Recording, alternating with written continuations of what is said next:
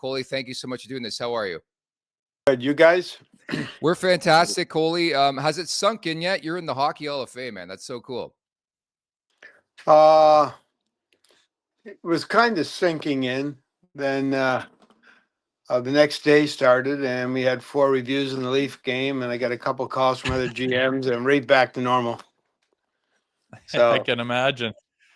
Speaking of those reviews, there's different ones. Goalie interference. There was, a penalty that had to get pulled back. There's high sticking. There's kicking motion. You kind of had the realm of it there in that Toronto game. What's the hardest call in your experience to review?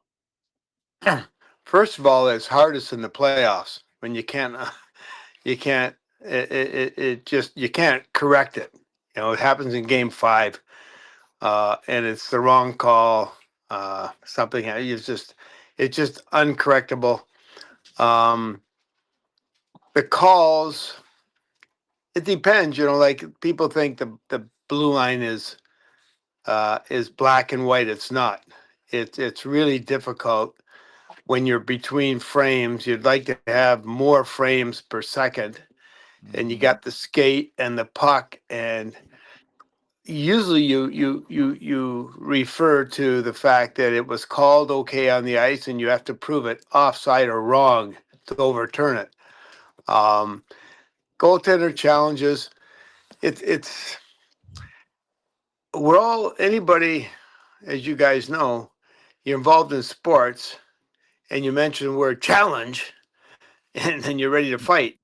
And so when a coach challenges it, and we try to tell them, guys, like, we're the ones that make the decision in Toronto. Don't kill the referees when they come over and deliver the message to you. And but when they make a challenge, they expect to win, and they're not happy when they don't win their challenge. And they're the ones that banged on us for 3 years back in 16, 17, and 18, 2016. They wanted to change the game and allow things to be corrected. We said, fine. And my boss said, be careful what you wish for. And we're trying to perfect the system. We try to perfect the game. All sports are trying to perfect the calls, because it's so clear now. On, even if you're sitting at home having a beer, your legs crossed and watching the game, you got a big screen TV, you got high definition, you got all the views. You almost have the same tools as the people making the calls. So sometimes people think, well, they have other views. We don't have a lot of other views. And a lot of times when it takes longer than you want, we're waiting for TV to come back with maybe another view they have. So, and it's really important to note, when this was introduced and hasn't changed, the goaltender challenge, the coach's challenge on the involving goaltender interference, it's you're not looking at a clean canvas when you review it. What you're looking at is you're reviewing the referee's original call, and does he want to change that once he sees video evidence? So it's not a clean canvas. What did he see, and should he change his call? So we've got a saying, it's got to be dead wrong to overturn the referee's original call, and that's what you're looking at. So I don't know if I could kind of pinpoint it to one difficult situation. They're all difficult. Even the high stick, we allow the call on the ice, and then we got to make sure that it is 100% for sure high. And you would hope that you'd think with chips in the puck, etc., we could revert to like tennis when they have the ball and they show you the review. But we've tried that. We're not there yet on perfection. So we go with the call on the ice, and we would rather them say, okay, good goal, and we'll prove it too high. And just we want more goals in this game if possible. That's where we're at with the kick puck. We've really loosened that up as to unless the guy's kicking a 40-yard field goal, we allow all pucks off of skates almost. I was going to say the process. What does it look like? So you referenced the nice high stick. What does that process look like? So the goal goes in, and take me from there. What happens? The goal goes in. It's our job to stop the game. We tell them we have contact with the video room upstairs and the penalty bench to the official timers area. And we asked them to stop the game, open the door, blow the buzzer. We want to look at this further. We bring the referee over, and they huddle on the ice. They're instructed to huddle on the ice, the four of them. There's someone got a better view here before they talk to us. And then we're looking at it. We're trying to get all views. And of course, we're hoping that broadcast, who's ever doing the game, sends us more views. We're trying to get as many as we can. And then we show it to the referee, and we ask him what he saw in real life, 3D vision. And we're looking at it, and those are funny. You get different camera views of it, and they tell you a different story. And so, truth be known, we would have liked them to call that one good goal and then prove that it wasn't. But they see it once, and they allowed it, and so we bring them over, and they said, "Did you see enough here to disallow it?" And so we let them have good input on that. We make the final call in Toronto, the group of us, and only based on us. We're not trying to be overbearing or be God when it comes to making these decisions apart from the referees. But we see everyone, and we try to come up with consistency. Now, we get lots of criticism that we're not consistent, but we try to be as consistent as possible. And there's usually four of us that are involved in these calls on any given night. And myself and Chris King are probably involved in 95% of that other 5%.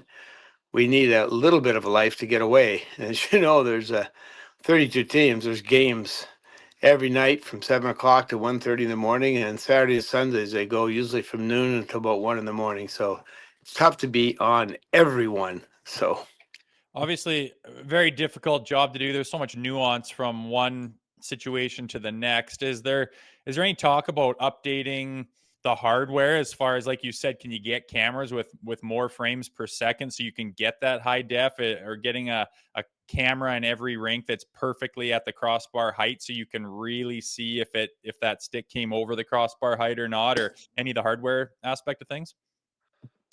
technologically, we've advanced pretty good. Like we tried cameras in the posts about 10 inches up. Right. And they were just screened too much by the goaltender's movement. So we moved those two cameras in the crossbars about 5 inches in on both sides and straight down, so you get a good view of the goal line. We've got two cameras on both blue lines. We got an overhead camera on both blue lines. We've got an in-net camera and a behind-the-net camera. And if you go to a TV truck, every camera requires a tape machine, and every tape machine, and then they require someone to look at that view. So they can only take so many views, even in the most advanced TV trucks. It's just like maybe for the Super Bowl and the Stanley Final, they bring on more people, more trucks. So, and we've got probably 22 views now. We have a system called Hawkeye. It's from the Hawkeye that originated with the tennis business, and each video guy in each rink has that Hawkeye installed, and so he has the ability to call up something like 22 different shots, cameras. So we hope that the cameras get better. There is a, believe it or not, there is a budget to these things. You only spend so much. And we spent a lot of money on it, and we're always looking for a better mousetrap, and we're looking for better technology, and the best would be and we've been working on it. Every puck, as you know, what they used to cost 25 cents, now they cost like $45-50 for the hardware you put inside those pucks. That allow the tracking, the speed of a puck, and the next thing is to be able to somehow track that puck across the goal line and the height of a crossbar. And we're constantly working on that with our IT people. So to your question, it's a good question, and we're leaning on technology as much as possible to make those decisions more. I guess, easier for us, but more importantly, cleaner and more understandable for everyone out there. Coley, how about the Lorentz shin pad goal? What did you guys see there? You think there'll ever be a day where something like that counts? No, I don't think so. I think, at one point in time, I think I was still coaching, it was 96 or 7. I remember the puck hit Ray Frau's skate at the face-off dot and deflected in like a 30-foot deflection, and that didn't count. Since then, the league has turned around and almost counted all pucks off of skates other than the real obvious distinct kicking motion. This one, again, that'd have to be a real change, and the process goes. We discuss it, and it's set out, and we had a managers meeting Tuesday morning in Toronto. I said to them, look, don't forget, go back, guys, discuss with their coaching staffs, anything you want to look at, you want to change, or you think about making the game better, rule changes. Come back in March. We have a 3-day meeting in March. Then we come up with the rule changes. If we have any rule changes, we take it to a competition committee, which has 5 of our managers, and there's 5 players on that competition committee. And then if we both agree to it, finally got to take it to the board of governors, who they'll rubber stamp it if it comes to the competition committee. So I don't know if that would really change. I've had different people ask if just allow all high sticks, doesn't matter what. Who knows what the players would come up. You're never sure what comes out of these rule changes. And how things can change from a simple rule change. Like when we voted in the offside review, you never knew this. The delay and some of the different aspects to tag ups play into that, and it's hard to understand. But I think you guys have seen different tag up rules that are called onside and they look offside, but the way they tag up, they're acceptable. So, a long answer to your question. I don't think bunted in pucks will ever change, but who knows? And something else that's very difficult. I know it's not your department right now, more George Peros, but you've been very much involved in, the suspension processes and specifically on illegal checks. I've always noticed that when a guy gets a tough head hit and whatnot, sometimes I'm frustrated that the puck carrier has put themselves in a vulnerable position, whether they turn their back or they go right through traffic with their leading their head, almost to the point where they feel like they're unhittable because they're leading with their head, but it's still a full contact sport. What's the league's take on obviously not letting guys contact players' heads, but also is there an onus on the puck carrier to protect yourself as well? What was your first year in the league? 2009. And you retired? 14. Right. So my first year in the league in pro was 73. Yeah. Were you born? Was your 85. dad born? And He's a similar age so to you, my dad. so I did the discipline for 10 years, and I'd watch these things, and it was a little crazier back in the 90s. Well, it was really crazy in the 70s. You could get away with murder. Well, there was murder, but um, I would say several times I'm looking at a discipline and I'm going, the guy took a run. He might have jumped, but I want to suspend the other guy 3 games for being goofy and stupid and not being. Look, you have the puck, and someone's going to get there in a hurry. Protect yourself. And if it's a fourth line out there, yourself. You weren't charged with scoring. You were charged with making a difference. Get in there, make a hit. Change the way the game's going. And so you say sometimes, like, what is he doing? He turned back at the last moment. And what is you can't you got to beat on this guy as a hitter. It's hard.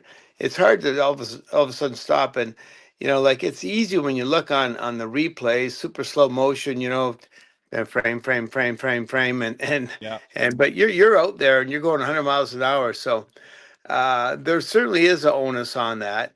We probably got a little bit too far, in my own opinion. I don't want to speak for George, just doing it. And I used to get upset, and I think that's probably a responsibility of the coaches, to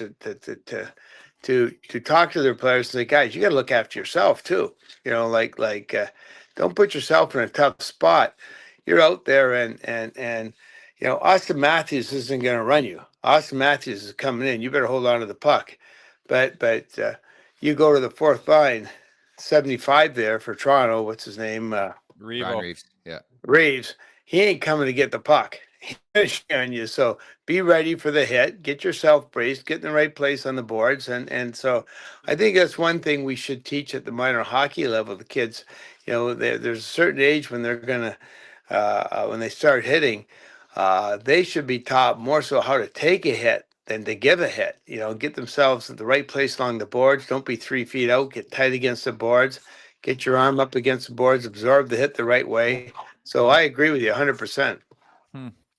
Coley, I was just going to ask you to wrap again, an illustrious career. You've worn so many different hats in your time in this league. What's been your favorite role and why?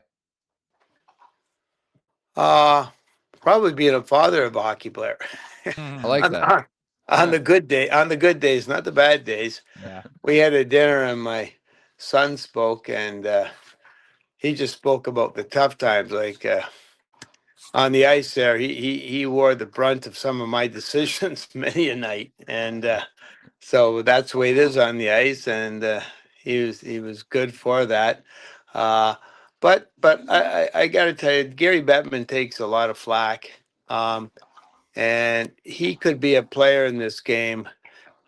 He's loyal and he has your back regardless. And so that's what all players and hockey people like, someone who has their back. And when you're out there, it's a tough game. And if your teammates are loyal, and so I've worked for a loyal guy in that sense. And I had the opportunity to go back along this stretch of with the league and different times, and you're not sure you can get the loyalty all the time from organizations, but working with Gary, he's been real loyal to me. So I've enjoyed that part, working the National Hockey League. Make sure to check out more of our content right here on the Leafs Nation YouTube page. We got long form interviews, we got clips, we got epic rants by Jay Rosehill. We simply have it all. And don't forget, you can find out much more at theleafsnation.com. Thanks so much for watching.